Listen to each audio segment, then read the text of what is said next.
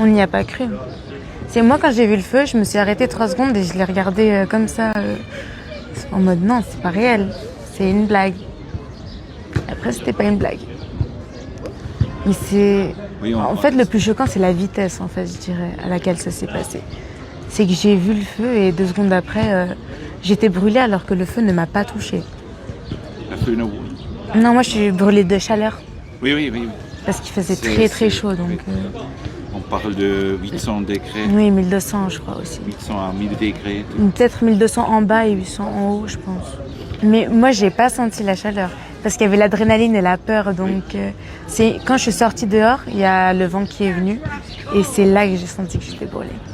Mais je me suis dit que j'allais rester à l'hôpital maximum 1 semaine. Mais pas du tout, ils m'ont mis dans le coma. Je suis restée 3 semaines dans le coma, ensuite je suis restée hospitalisée. C'était dans le coma pour 18-19 jours, je crois. Parce que j'ai pas réussi à me réveiller tout de suite. Ça a pris plusieurs jours. J'essaie de m'adapter et d'accepter ce qui s'est passé et disons d'accepter aussi mon apparence physique parce que j'étais pas du tout prête à avoir tous ces changements, disons, physiques sur moi. Parce que, par exemple, quand je suis sortie du bar, j'avais encore mes cheveux, mes mains étaient rouges, mais elles allaient entre guillemets bien. Et j'avais rien à la jambe. Donc là, c'est juste, j'essaie de m'habituer. J'ai un peu peur de la nuit, disons, vu que ça s'est passé la nuit. Oui. J'ai un peu peur de la nuit, je regarde dehors et c'est comme si j'attendais qu'il y ait un feu, en fait. Vous suivez les nouvelles de Crans-Montana ou c'est quelque chose que vous ne pouvez pas faire absolument? Honnêtement, il n'y en a pas autant qu'avant, donc ça va. Mais j'aimerais bien savoir comment avance l'enquête, donc oui, je regarde.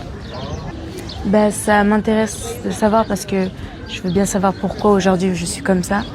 Mais disons que je ne suis pas non plus attachée ni obsédée. En fait, j'ai vraiment essayé de mettre tout ça de côté et d'avancer, mais tant que physiquement je ne ressens pas à comment j'étais avant, il y a un blocage en fait. Parce que je peux pas utiliser mes mains comme avant, mon visage il est pas comme avant, mes cheveux ils sont pas comme avant. En fait, la vie elle a continué sauf que moi je suis restée en arrière. Donc j'essaie de me dire petit à petit, donc là mon objectif pour cette année c'est mes examens. Ensuite c'est médecine, normalement.